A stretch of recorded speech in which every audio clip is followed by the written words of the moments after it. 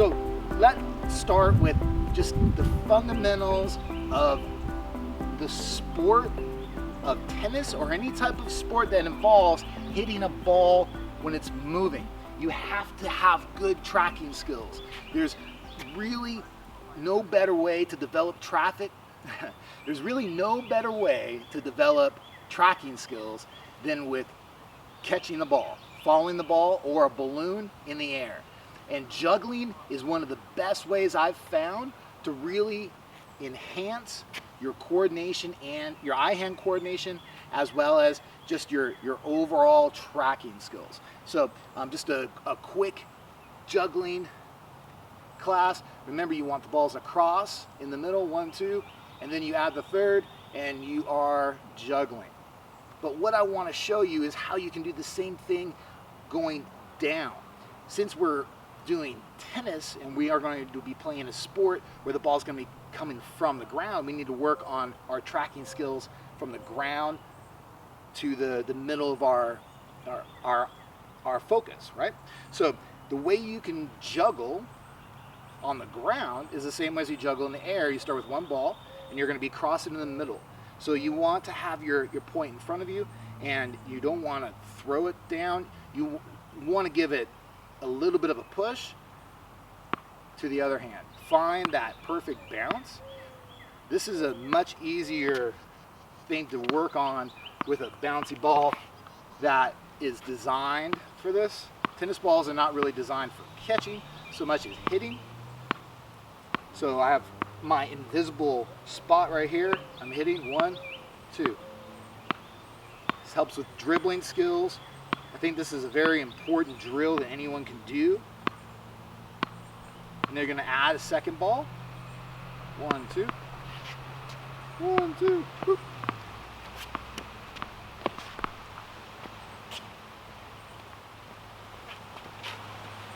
And whenever you're doing any type of drills, anything that's going to be working on your athletic skills, make sure you always have an athletic stance. You want to have your feet always separated, where they're underneath your shoulders and you're on your toes, so that you can move quickly. 1, 2. 1, 2.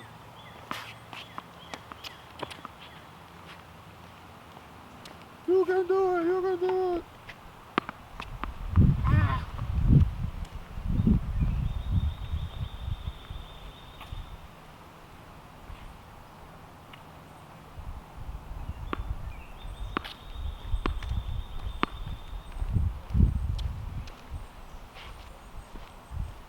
So working on your tracking skills from the surface to your focus area. You want to start with one ball. You want to start with the simple, almost like a dribble, drop, but with a push so the ball will come back to your hand. Don't worry about not keeping your head up. For this drill, you're really working on your tracking. You're trying to get your brain to track the ball better. So it's a matter of training your brain to track the ball. You want to try to get really fast with the dribble type of practice. And then if you can start to cross it, it's even better. When you cross, you want to make sure, just like with dribbling, that you're trying to find that invisible spot in between your center. So the ball will go right to your other hand. And then you can add a second ball, which is significantly more challenging. And then you can add a third ball, which makes it even more difficult. 1, 2, 3, woo!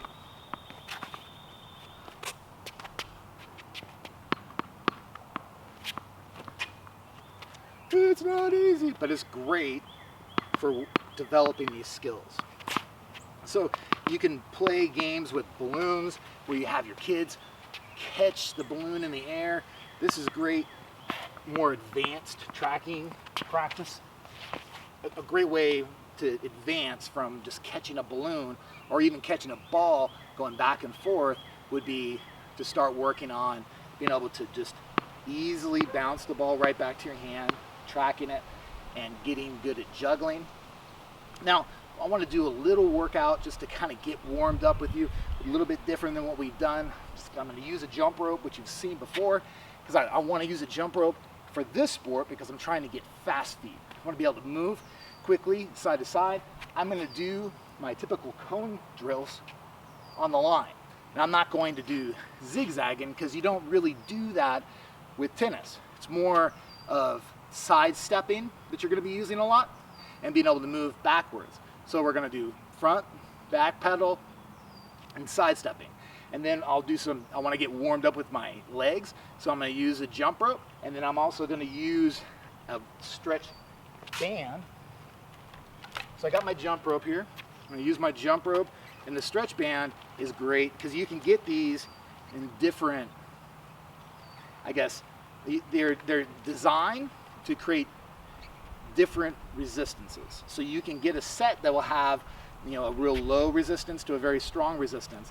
And that's super because you can then do sets using these. And I believe that anything that is mobile and easy to bring with you to a nice environment, that's going to help you to be consistent with your exercise. So I highly recommend this over barbells. And if anything, if you want to have a weight, you know, to get like a 20-pound medicine ball or sand ball, would, I think, be much preferable over barbells because you can throw the ball around. It just ends up being more fun. You're in a more unstable type of situation with these more fluid types of tools are going to keep your body having to adjust. So you're using muscles that you wouldn't otherwise when you're stationary. So that's important. All right, so I'm going to do my little workout. So I want you to notice how I'm doing my side steps and keeping my feet always apart, and I'm never letting them touch. I'm keeping my nose over my toes, knees bent, so I'm very balanced. I want you to pay attention to how, when I'm running, I'm using my shoulders. Well, I'm rotating my shoulders rather. I'm not doing a shimmy. I'm rotating my shoulders. And when I backpedal, the same thing. I want to stay loose. So, in fact, I'm going to even start with some stretching, just quick stretching, just to kind of make sure I'm as loose as possible, and then I'm going to go for my little workout. Now remember, this is the most important part, is you want to stay really relaxed. Make sure that your muscles are not tense when you're doing any type of sports, when you're getting warmed up especially. So if you got to stretch up,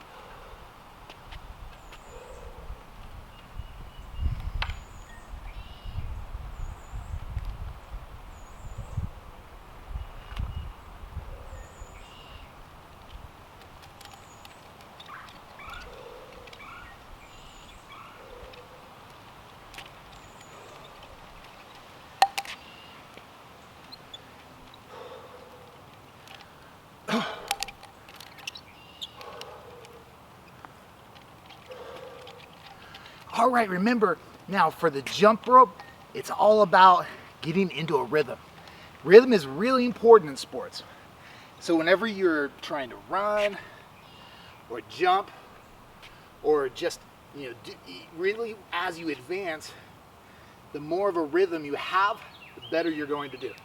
You'll be able to see things develop that you otherwise would miss if you're not relaxed. All right, for the jump rope, remember, it's all about rhythm. So you want to allow yourself to kind of count, or in your mind, just keep pace. Every time it hits the ground, then you're going to develop a rhythm. That's how you're able to maintain the jump rope. You have to have rhythm for all sports. Rhythm meaning that when you're running or swimming are good examples of, in your mind, you'll have like a metronome or a 1, 2, 3, 4, 5, 6, 7, 8. 1, 2, 3, 4, 5, 6, 7, 8. You want to get in a rhythm.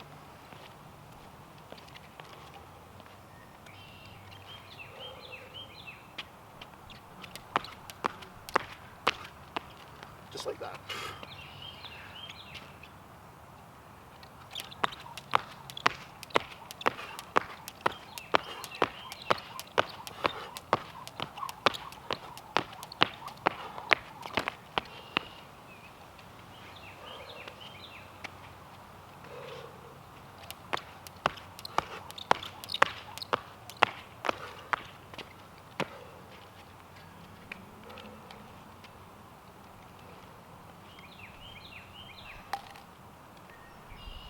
All right, my resistance band.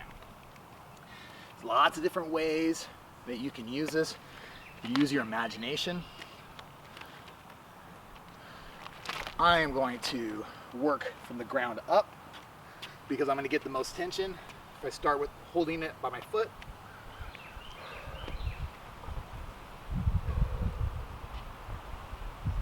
Again, always try to have an athletic stance, get in that good habit. Make it switch up.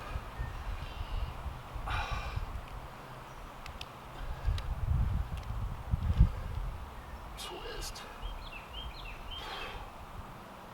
This is the tennis movement or swing, right? When I'm doing this, I'm getting resistance from the band. And I'm developing muscles that I couldn't otherwise. In here. The further down I grip it, the more resistance I'm going to have. So I'm going to pull it up, turn. Keeping my head straight, turning my shoulders, trying to develop my core muscles so that my swing can be very relaxed and have a lot of power, because muscles are being utilized only when you're doing that motion.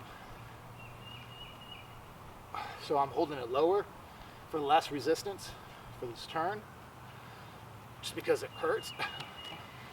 3, 4, 5, 6, 7, 8, 9, 10. Try to do 10 of whatever exercise you're doing as a rule.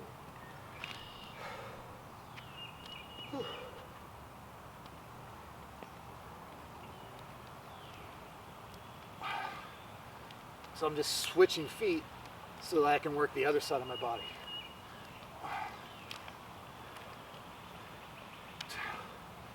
It's better to grip it like this, your thumbs up, it's just more comfortable.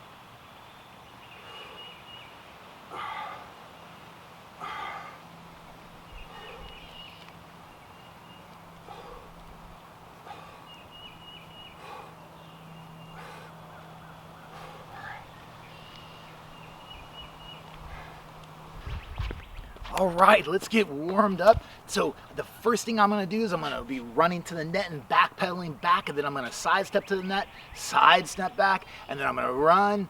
I'm gonna do this 5 times. It's the same repetitive drill. I'm just trying to get my legs warmed up and get my body moving the direction it needs to move. I'm gonna move down the line. The line is gonna be my guide, so I can use that as I'm making my way backwards. When I'm doing my backpedaling, I'll be able to see where I am, because I'll be able to, with my peripheral vision and even looking down a little bit without pushing my head down, I can look down, I can see the line. So I want to be able to move fast, know where I am on the court without having to turn my head down. I always want to keep my head up, always want to have an athletic stance, okay? Sorry.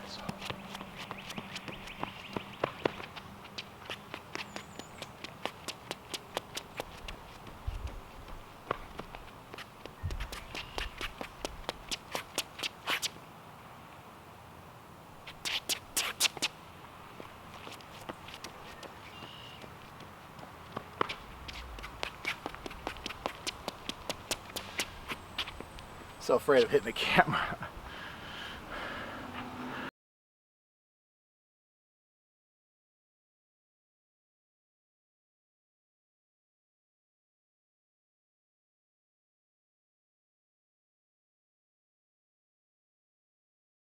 Again, I'm not really concerned too much about the actual dynamic of how to hold the racket perfectly.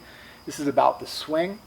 So the swing is different. So we did a swing where your elbow's up and you're coming from high to the middle. And then we went to golfing where the swing is low. The tennis, you can always count on having to start low to high. So it's kind of right in the middle of the other two. So whenever you're going to hit any ball, you really want to be in this position where you can step into it. So again, you're using your cones as points for stepping. So turn, right? So turn, step, hit. Turn, step, hit. The more you turn your shoulders, the harder you're going to hit. Backhand, step, hit. Did say that I wasn't the best tennis player.